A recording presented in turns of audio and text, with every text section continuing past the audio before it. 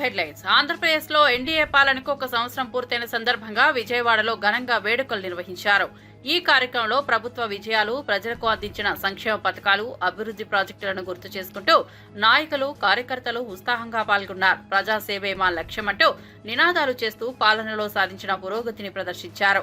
వివిధ శాఖల ద్వారా అమలు చేసిన కార్యక్రమాలను ప్రజల ముందుంచి సేవా శ్రేణులకు ధన్యవాదాలు తెలిపారు. ప్రజల మద్దతుతో మరింత బలోపేతంగా ముందుకు సాగుతామని నేతలు సంకల్పం వ్యక్తం చేశారు.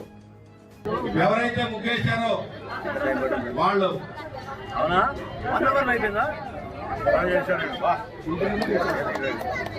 ఈరోజు ఈ ముగ్గురిని అందరినీ కూడా ఆలోచింపజేసే విధంగా ఉంది. అమ్మ దయచేసి అందరూ కూడా హాల్లో కూర్చోవలసిందిగా కోరుతున్నాం.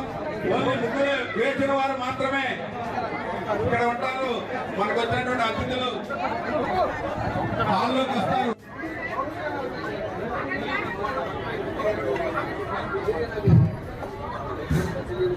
రాష్ట్రానికి దక్కిన మహర్దశకు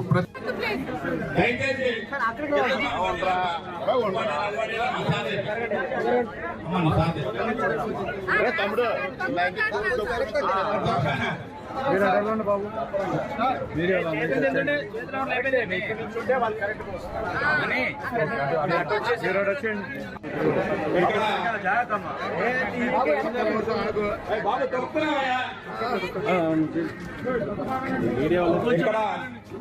తెలుగు సాంప్రదాయం ఉట్టిపడేలా ముగ్గులు వేశారు. ఇక్కడ మన విజయవాడకి ఇరువైపు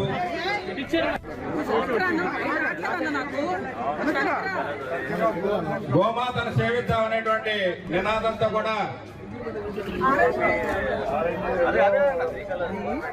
కోట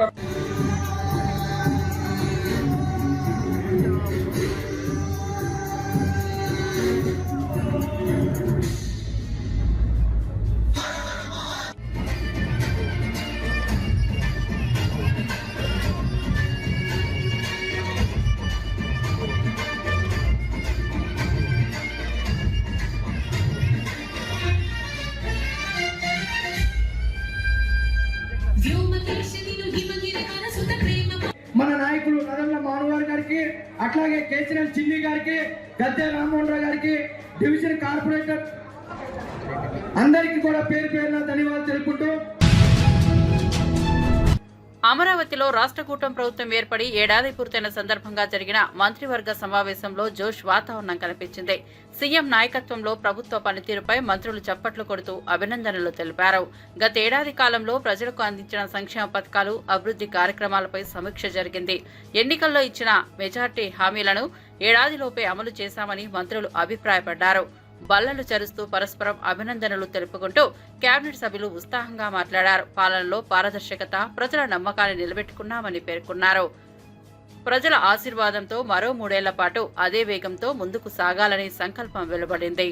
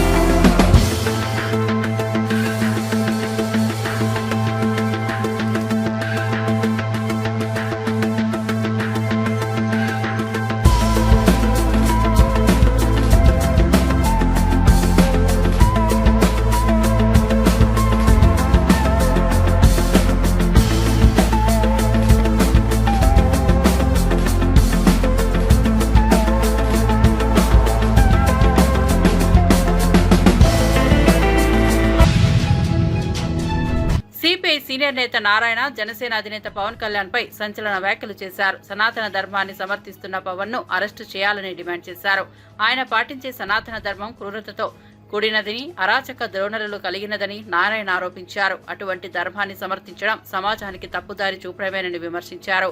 విడాకులు లేనట్టు సనాతన ధర్మం చెబితే పవన్ కళ్యాణ్ 3 పెళ్లిళ్లు చేసి విడాకులు ఎలా తీసుకున్నారని ఆయన ప్రశ్నించారు. నైతిక విలువలపై మాటలతో ప్రజలను మభ్యపెట్టే ప్రయత్నం చేయకుండా స్వీయ ప్రవర్తన సరిచేసుకోవాలని సూచించారు. ప్రజాస్వామ్యంలో వ్యక్తిగత జీవితాలు ప్రజల్లో నమ్మకాన్ని పెంచేలా ఉండాలని పేర్కొన్నారు. సనాతన ధర్మాన్ని గురించి పవన్ కళ్యాణ్ మాట్లాడిన తర్వాత నేను దాని మీద కామెంట్ చేసిన మాట వాస్తవం. అయితే నా కొటేషన్ తీసుకుని 3 పెళ్లి అని చెప్పేసి మాట పెట్టుకుని నా మీద విమర్శిస్తున్నారు. నేను దాని పోలే. సనాతన ధర్మంలో విడాకులు ఉంటాయా నేను అడిగిన ప్రశ్న అది. సనాతన ధర్మంలో విడాకులు లేదు. ఎందుకంటే ఒకసారి పెళ్లి చేసుకున్న తర్వాత భర్త ఎంత వేధించినా, ఎంత ఏడిపించినా, వాడు ఎంత యథోపనం చేసినా అతనితోనే కాపురం చేయాలి. భర్తని వ్యతిరేకిస్తే ఆయన పాపానికి పోతారు అని, భర్త చనిపోతే చితిమంటలపైన భార్యని కూడా తగలబెడతారు అనేది దాని సారాంశం. అలాంటి సారాంశం నెత్తికెక్కించుకొని పవన్ కళ్యాణ్ మాట్లాడుతున్నప్పుడు మరి విడాకులే లేనప్పుడు మరి మీరు ముగ్గురికి విడాకులు ఇచ్చారని చెప్పేసి ప్రశ్న నేను ముగ్గురు ఒకసారి పెళ్లి చెప్పలే. విడాకులు తీసుకొని పెళ్లి మాట వాస్తవం, అది నాకు ఇప్పుడు తెలుసు. నేను దాని వరకు ఇప్పుడు పోలే. నేను ఫస్ట్ టైం అంటున్నా. సనాతన ధర్మంలో విడాకులు లేనప్పుడు మరి మీకెందుకు అది బతిస్తాండి అన్న దాని మీద ఊరికి నా మీద మాట్లాడుతున్నారు. ఇప్పుడు మనం చెప్తున్నాను, అది అరాచకమైనటువంటి సనాతన ధర్మం. అది ఆ ధర్మ వ్యవస్థ మొత్తం వెనక్కి తీసుకెళ్లేటువంటి క్రూరమైనటువంటి చర్య అది. అలాంటి క్రూరమైనటువంటి ఫిలాసఫీని ప్రచారం చేయడం అనేది చాలా ఘోరమైనది. ఇప్పుడు చెప్తున్నా, సనాతన ధర్మాన్ని విమర్శించే వాళ్ళని అరెస్ట్ చేయని చెప్పేసి పవన్ కళ్యాణ్ చెప్తున్నాడు. నేను చెప్తున్నా, సనాతన ధర్మాన్ని సమర్థించే వాళ్ళని అరెస్ట్ చేయమని చెప్పేసి చెప్తున్నా. పవన్ కళ్యాణ్ వాళ్ళని అరెస్ట్ చేయాల్సిందే. అది మన సెక్యులరిజానికి, ప్రజాస్వామ్యానికి, మన రాజ్యాంగానికి అర్థం పట్టే పద్ధతిలో ఉంటుంది. కాబట్టి సనాతన ధర్మాన్ని విమర్శించే వాళ్ళని కాదు, సమర్థించే వాళ్ళని చర్య తీసుకోవాలని కోరుతా ఉన్నా. 18 ఏళ్ల నిరీక్షణకు ముగింపు పలుకుతూ రాయల్ ఛాలెంజర్స్ బెంగళూరు జట్టు తొలిసారి ఐపీఎల్ టైటిల్ గెలుచుకుంది. విజేతలుగా నిలిచిన జట్టు ట్రోఫీతో బెంగళూరుకు చేరుకోగా అభిమానుల ఉత్సాహం తారాస్థాయికి చేరింది. ఈ సందర్భంగా కర్ణాటక డిప్యూటీ సీఎం డీకే శివకుమార్ స్వయంగా వచ్చి జట్టుకు ఘన స్వాగతం పలికారు. ఆటగాళ్లను అభినందించి ఐపీఎల్ గెలుపుకు రాష్ట్ర విజయంగా పేర్కొన్నారు. నగరమంతా వేడుకల హోరెత్తింది.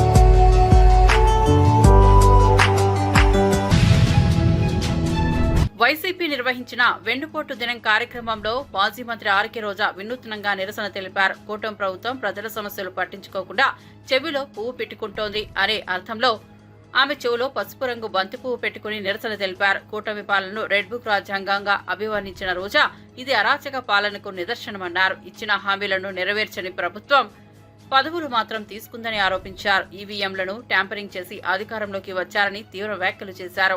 ప్రజల కోసం ఏమీ చేయని కూటమి పాలనను ఓటుతో తిప్పికొట్టాలని ప్రజలకు పిలుపునిచ్చారు. మొదటి ఆరైనా చేశాడా అని నేను అడుగుతున్నాను.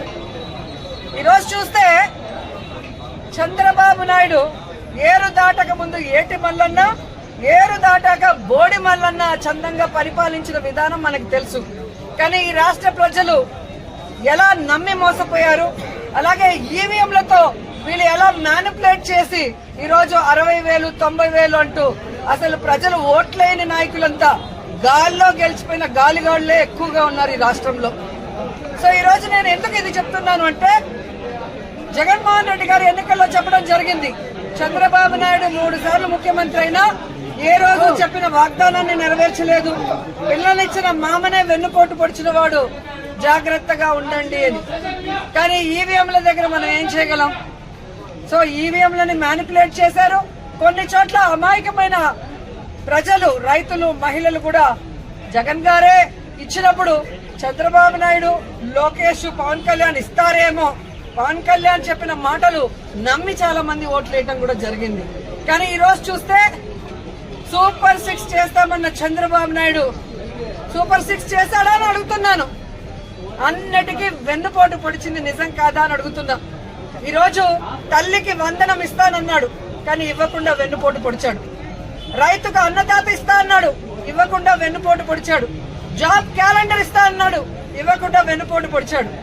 ఉద్యోగం ఇస్తా ఇవ్వని వాళ్ళకి నిరుద్యోగ భృతి ఇస్తా అన్నాడు, ఇవ్వకుండా వెన్నుపోటు పొడిచాడు.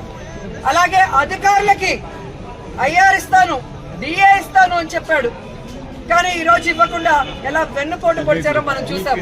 మహిళలకైతే ఉచిత బస్సు ఇస్తాను, పొద్దు నుంచి సాయంత్రం వరకు ఫ్రీగా తిరుక్కోవచ్చు అని చెప్పారు, కానీ ఇవ్వకుండా ఎలా వెన్నుపోటు పొడిచారో మీరందరూ కూడా కళ్ళారా చూశారు. ఈ రోజు ఒక్కరికి కూడా ఒక సెంటు భూమి గాని ఒక ఇల్లు గాని కట్టించకుండా ఎలా వెన్నుపోటు పొడిచాడో మీరందరూ కూడా కళ్ళారా చూస్తున్నారు. సో వెన్నుపోటు అంటే చంద్రబాబు నాయుడు, చంద్రబాబు నాయుడు అంటే వెన్నుపోటు. ఇది ఈ రోజు ప్రజలు తెలుసుకున్నారు, వాళ్ళకి జరిగిన నష్టాన్ని వాళ్ళు తెలుసుకున్నారు. ఎప్పుడెప్పుడు ఎన్నికలు పెడితే జగన్మోహన్ రెడ్డి గారికి ఓటేసి మళ్ళీ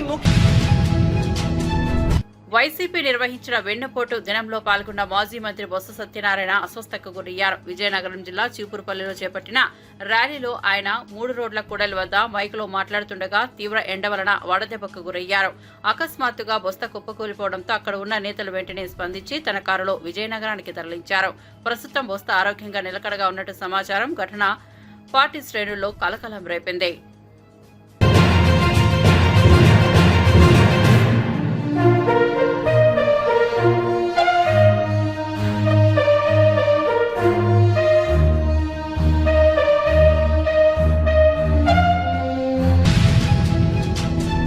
తొమ్మిది నెలల నాటి హామీలు నెరవేర్చని కూటమి ప్రభుత్వంపై మాజీ మంత్రి పేర్ని నాని తీవ్రంగా విరుచుకుపడ్డారు.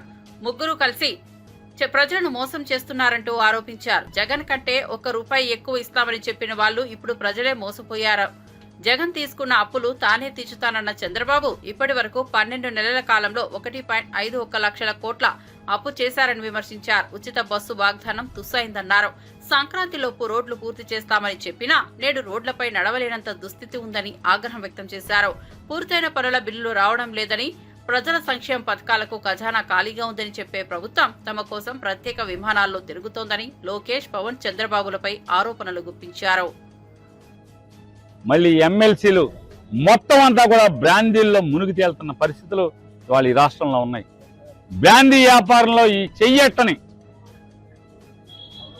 ఒక్క ఎమ్మెల్యే ఉన్నాడా అంటే ఎవడు ఒక్కడ కూడా, ఆఖరికి ఈ ఎమ్మెల్యేతో సహా ఎవడు బ్రాందీ వ్యాపారం వాసన చూడకుండా ఒక్కడ లేకపోవటం అనేది మన దౌర్భాగ్యం. ఇవాళ ఇన్ని మాయమాటలు చెప్పి, ఇన్ని మోసాలు చెప్పి వీళ్ళు పబ్బం గడుపుకోవటం, ఆఖరికి ప్రజల్ని మోసం చేయడమే కాదు, దేవుణ్ణి సనాతన ధర్మం అని, జగన్మోహన్ రెడ్డి మీరు క్రిస్టియన్, మేము హిందువులు అని వాగినటువంటి చంద్రబాబు నాయుడు కూడా ఇవాళ సాక్షాత్తు రాష్ట్రంలో ఉన్నటువంటి ప్రతి దేవుడు ఆలయాన్ని కూడా దోచేసేటువంటి కార్యక్రమానికి తెరలేపుతున్నారు. మొన్న నోటిఫికేషన్ ఇచ్చారు. ఏమని ఇచ్చారంటే, నెల రోజుల్లోపు మీకు అభ్యంతరాలు ఉంటే చెప్పండి, మేము చట్టం తేబోతున్నాం, దేవుడి ఆస్తులన్నీ కూడా ఈ రాష్ట్రంలో ఉన్నటువంటి ప్రతి హిందూ దేవుడి ఆస్తిని కూడా నామినేషన్ పద్ధతిలో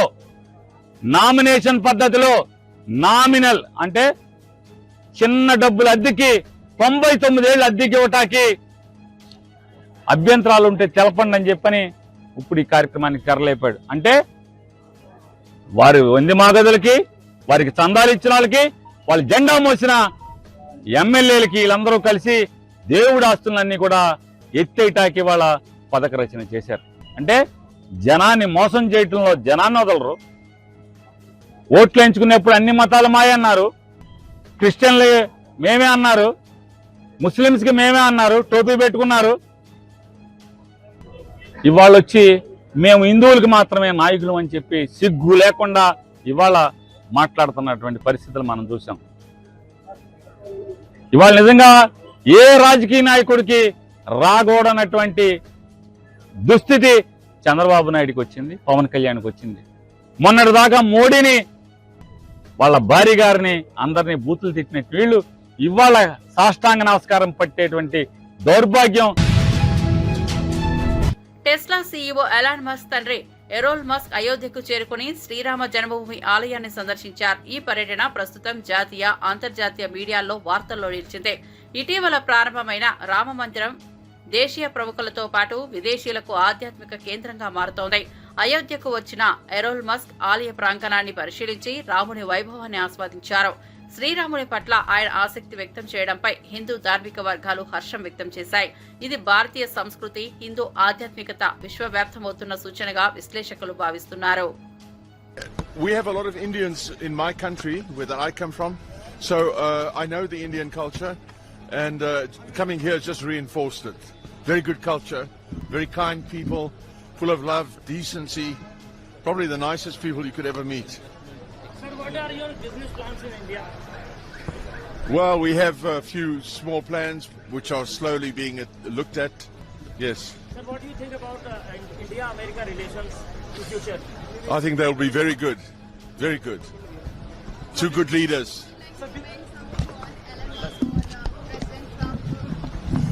I think everything so far has gone very well, and like anything, you know, it takes a bit of time for people to understand, and I'm sure that I have no problems with what I've seen.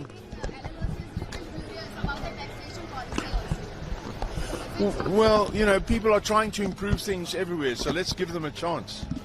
Give them a chance.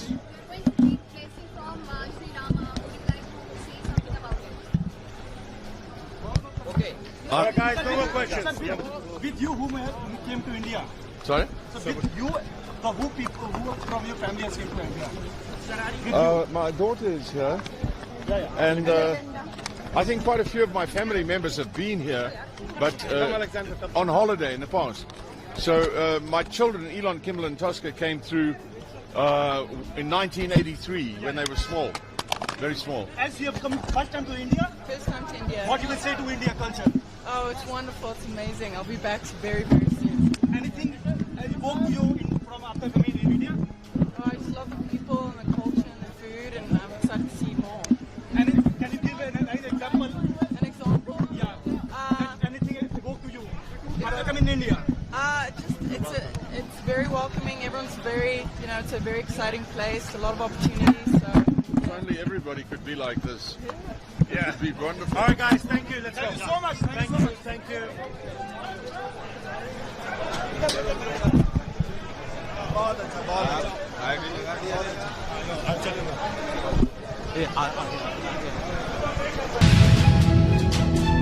Tirupati జిల్లా చంద్రగిరిలో YSR Congress party శ్రేణులు బెండుకోటు దినాన్ని పురస్కరించుకుని భారీ rally నిర్వహించారు. Tower clock నుంచి తహసీల్దార్ కార్యాలయం వరకు వేలాది మంది కార్యకర్తలు పాల్గొన్న ఈ ర్యాలీ ప్రదర్శనగా మారింది. కూటమి ప్రభుత్వం చేస్తున్న అరాచకాలు, నెరవేర్చని హామీలు, అమలు చేయని సంక్షేమ పథకాలపై చంద్రగిరి ఇన్ఛార్జ్ చెవిరెడ్డి మోహిత్ రెడ్డి ఆగ్రహం వ్యక్తం చేశారు. ప్రజల మద్దతుతో వచ్చామన్న కూటమి ప్రభుత్వాన్ని ఓటుతో తిప్పికొట్టాల్సిన అవసరం ఉందని ప్రజలకు పిలుపునిచ్చారు. సంక్షేమం మరిచిన పాలకులకు ప్రజలు గుణపాఠం చెబుతారని అన్నారు. ఈరోజు ఈ కార్యక్రమానికి ముఖ్య ఉద్దేశం, ఈరోజు కూటమి ప్రభుత్వం ఏర్పాటయ్యి 12 నెలలు అయింది. అంటే అక్షరాల 1 సంవత్సరం. జూన్ 4వ తేదీ వాళ్ళు ప్రజలు మ్యాండేట్ ఇచ్చారు. ఈరోజు 2025 జూన్ 4వ తేదీ. మనం ఒక్కసారి చూస్తే ఇచ్చిన హామీ ఏ ఒక్కరు కూడా పూర్తిగా చేయకుండా ప్రజలు ఏ విధంగా మోసం చేస్తున్నారో ప్రజలంతా అర్థమైంది. దానికి ఉదాహరణే ఈరోజు సుమారు 2000 మంది కార్యకర్తల పైన వచ్చి వాళ్ళ మీద వ్యతిరేకతతో ఈరోజు ఇంత గొప్పగా కార్యక్రమం చేయడమే దానికి ఉదాహరణ. ముఖ్యంగా మనం చూస్తే ఆ రోజు ఎలక్షన్లో గెలవడం కోసం ఎన్నో 143 హామీలు ఇచ్చడం జరిగింది. ఆ 143 కాకుండా సూపర్ 6 అని చెప్పి 6 ఖచ్చితంగా చేస్తామని చెప్పి ఇంకొక 6 హామీలు అదనంగా ఇవ్వడం జరిగింది. ఆ 6 హామీల గురించి ఒకసారి మనం ఆలోచిస్తే అమ్మఒడి అని చెప్పి ఆ రోజు ప్రతి ఒక్క తల్లికి ఎంతమంది పిల్లలుంటే అంతమందికి 15,000 రూపాయలు ఇస్తామని చెప్పి జగనన్న అప్పుడు ఒక ఇంట్లో ఎంతమంది ఉన్నా ఒకరికి ఇస్తామని చెప్తే లేదు 10 మంది ఉన్నా 5 మంది ఉన్నా మేము డబుల్ ఇస్తామని చెప్పారో మాట ఇచ్చి ఈరోజు తల్లిదండ్రులకి ఓటేసుకోవడం జరిగింది. ఒకసారి ఆలోచించాలి, 1 సంవత్సరం అయ్యింది, ఎక్కడ అమ్మ ఒడి ఇచ్చాడా అని చెప్పి ఒక్కసారి ఇక్కడ మీ అందరి ద్వారా అడుగుతున్నాను. అదేవిధంగా ఆడవాళ్ళకి నెలకి 1,500 రూపాయలు 19 ఏళ్ళు దాటిన వాళ్ళ నుంచి 60 ఏళ్ళ లోపల వరకు అంటే సంవత్సరానికి 18,000 రూపాయలు డబ్బులు ఇస్తామని చెప్పి మాట ఇవ్వడం జరిగింది. ఈ 18,000 రూపాయలు ఎక్కడికి పోయాయని చెప్పి ఈరోజు ప్రతి ఒక్క తల్లి ప్రతి ఒక్క ఆడవాళ్ళు వెయిట్ చేస్తున్నారని కూడా తెలియజేస్తున్నాను. అదేవిధంగా ఫ్రీ బస్ అని చెప్పి ఆ రోజు హామీ ఇవ్వడం జరిగింది. ఈరోజు ఒక మంత్రి వచ్చి సంక్రాంతికి ఇస్తా అంటారు, ఇంకో మంత్రి దీపావళికి ఇస్తానంటాడు, ఇంకో మంత్రి రంజాన్కి ఇస్తారంటే పండుగలు పోతా ఉన్నాయి కానీ వీళ్ళు ఇచ్చిన హామీలు మాత్రం ఎక్కడా కనపడలేదని తెలియజేస్తున్నాను. వాళ్ళు ఎప్పుడు ఇస్తారో కూడా ఒక నిర్దిష్టమైన డేట్ గా చెప్పాల్సిన విజ్ఞప్తి చేస్తున్నాను. అదేవిధంగా ఇది ఒక్కటే కాదు, పిల్లలకి ఇంతకుముందు జగనన్న ఉన్నప్పుడు పిల్లలు బాగా చదువుకోవాలి, వాళ్ళందరూ కూడా బాగా ఉన్నత విద్య తీసుకోవాలని చెప్పి గవర్నమెంట్ స్కూల్స్ డెవలప్ చేయాలని చెప్పి కొన్ని కోట్లు ఖర్చు పెట్టి ప్రతి గవర్నమెంట్ స్కూలు కార్పొరేట్ స్కూల్స్ కన్నా గొప్పగా తయారు చేయడం జరిగింది. ఈ రోజు మనం చూస్తే గవర్నమెంట్ స్కూల్స్ ఇంగ్లీష్ మీడియం తీస్తారు, సిబిఎస్ఈ తీస్తారు, పిల్లలు అన్నం తినడానికి కూడా వీలు లేకుండా గోరుముద్ద అనే కార్యక్రమంగా తీసేయడం జరిగింది. అంటే ఈ స్థాయిలో ఈ రోజు ప్రజల్ని మోసం చేసి పేద పిల్లలను చదువుకోకూడదు, మాకు తెలిసి 4 కార్పొరేట్ స్కూల్సే బాగుండాలనే ఒక ఉద్దేశంతో ఈరోజు గవర్నమెంట్ చేసే కార్యక్రమాలు కూడా ఈరోజు ప్రజలందరూ కూడా చీకొట్టుకుంటున్నారు. తప్పకుండా మీరు చేసే తప్పుడు కార్యక్రమాలు, మీరు చేసే హామీలు చేయకుండా మీరు చేసే ప్రజలను ఇబ్బంది పెట్టేందుకు ప్రజల్లోకి పోతా ఉంది. దానికి ఉదాహరణ ఈరోజు ఈ కార్యక్రమం. ఇదే విధంగా మీరు కొనసాగితే నేను చెప్తున్నా ఈరోజు చివరికి వచ్చేసరికి మీకు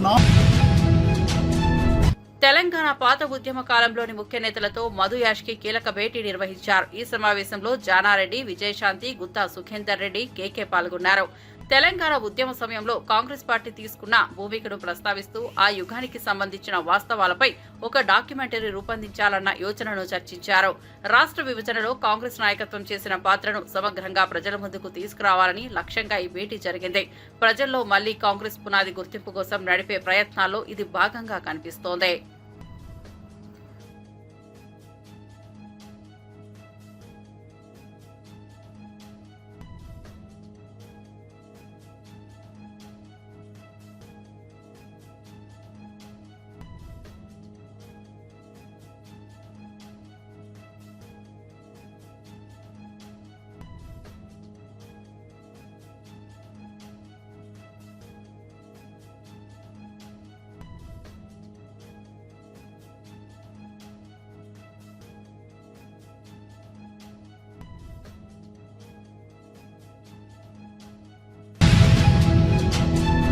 విజయ పరేడ్ సందర్భంగా భారీగా జనం హాజరయ్యారని, దాంతో సన్మాన కార్యక్రమాన్ని 10 నిమిషాల్లోనే ముగించాల్సి వచ్చిందని కర్ణాటక డిప్యూటీ సీఎం డీకే శివకుమార్ తెలిపారు. లక్షలాది మంది ప్రజలు పాల్గొన్న నేపథ్యంలో నిర్వాహకులు వ్యూహాత్మకంగా వేడుకలను కుదించారని వివరించారు.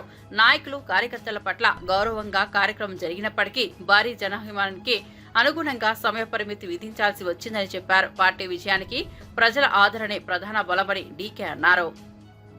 I have spoken to the police commissioner and all the people.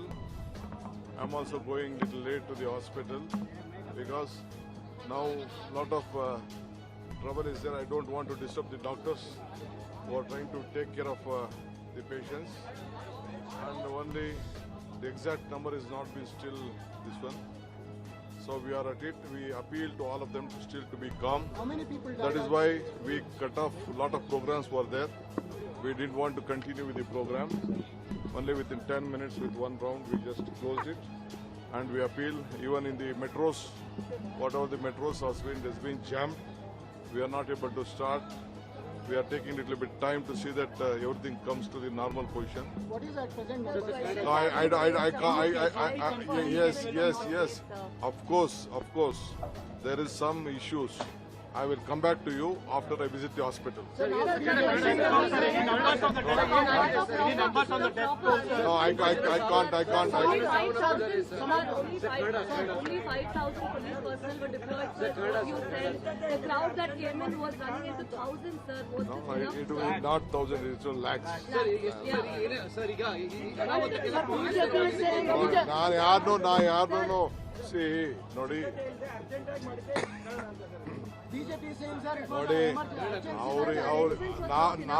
ನಾವು ಏನು వేములవాడ దేవాలయంలో కోడెలు వరుసగా మృతి చెందడాన్ని మాజీ మంత్రి హరీష్ రావు తీవ్రంగా ఎద్దేవా చేశారు.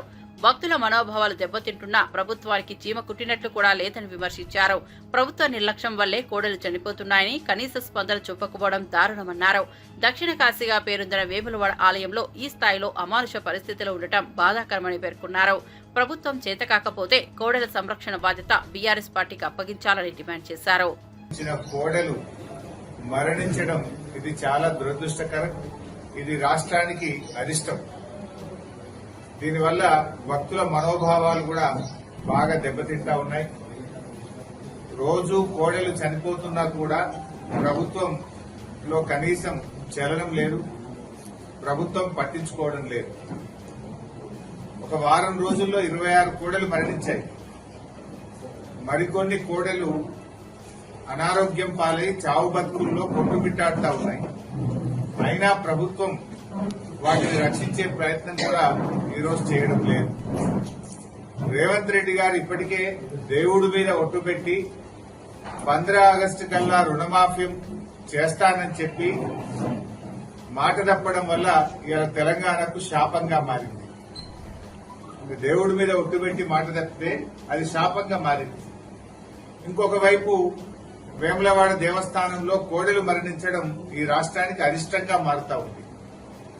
నేను అడుగుతా ఉన్నా రేవంత్ రెడ్డి గారిని, ఇంకా కోడలకింత పచ్చిగడ్డేసేంత డబ్బు లేదా ఈ రాష్ట్రంలో? ఇంత కుడిది పెట్టి ఇంత గడ్డేసే సామర్థ్యం లేకుండా పోయిందా? ఎందుకు వేములవాడ దేవాలయం మీద మీరు శీతకన్ను ప్రదర్శిస్తా ఉన్నారు? ఎందుకు ఈ నిర్లక్ష్య వైఖరిని ప్రదర్శిస్తా ఉన్నారు? పతాక శీర్షికన పత్రికల్లో వార్తలు వస్తున్నా, మీడియాలో వస్తున్నా, ఎందుకు ఈ ప్రభుత్వం స్పందించడం లేదు? మీ ఇంటెలిజెన్స్ వ్యవస్థ ఏం చేస్తుంది? మీ అధికారులు ఏం చేస్తా ఉన్నారు? మీ కలెక్టర్ ఏం చేస్తా ఉన్నాడు? మీ యొక్క పశుసంవర్ధక శాఖ ఏం చేస్తా ఉంది? దేవాదాయ శాఖ ఏం చేస్తా ఉంది? అందరు నిద్రపోతున్నారా అని నేను అడుగుతా ఉన్నాను. ఇవాళ వేములవాడ రాజన్న అంటే దక్షిణ కాశీగా పేరుగాంచినటువంటి పుణ్యక్షేత్రం వేములవాడ రాజరాజేశ్వర స్వామి దేవస్థానం. భక్తులు ఎంతో భక్తితో ఆ కోడలను స్వామివారికి సమర్పిస్తూ ఉంటారు. ఇలా భక్తులు సమర్పించిన కోడలను కాపాడలేని దుస్థితిలో ఈ రాష్ట్ర ప్రభుత్వం. అన్నింట్లా నిర్లక్ష్యమే. చివరికి దేవాలయాల మీద కూడా మీరు నిర్లక్ష్యం వహిస్తా ఉన్నారు. ఇంత గడ్డేసి గుడిది పెట్టే తెలివి లేదా? ఇంకా కోడల్ని కాపాడే సోయి లేదా మీకు? రోజు 5, 10 చనిపోతుంటే కూడా ప్రభుత్వం స్పందించదా అని నేను అడుగుతా ఉన్నాను. గుంటూరు కలెక్టరేట్ వద్ద నిర్వహించిన వెన్నుపోటు దినం కార్యక్రమంలో మాజీ మంత్రి అంబటి రాంబాబును ఓ పోలీసు అధికారి వేలు చూపిస్తూ బెదిరించిన ఘటన కలకలం రేపింది. అనుమతి లేని కార్యక్రమం అంటూ వైసీపీ నేతలపై ఆగ్రహం వ్యక్తం చేసిన పోలీస్ అంబటితో వాగ్వాదానికి దిగారు. పోలీసు వ్యవహారం వేడెక్కడంతో అక్కడున్న నేతలు, కార్యకర్తలు ఆగ్రహం వ్యక్తం చేశారు. అధికారులను వేధించే ప్రయత్నం చేస్తున్నారని పోలీసులు అభిప్రాయపడగా, ప్రజాస్వామ్యంలో ఇటువంటి హెచ్చరికలు తగవు అని అంబటి మండిపడ్డారు.